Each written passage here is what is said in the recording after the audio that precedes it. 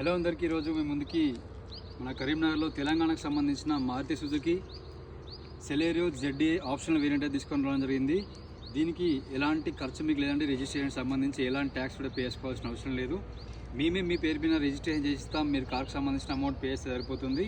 ఇది తెలంగాణకు సంబంధించిన కారు అయితే ప్రస్తుతానికి మనకు కరీంనగర్లో అందుబాటులో ఉంది. ఇది ఒక డీజిల్ వేరియంటు.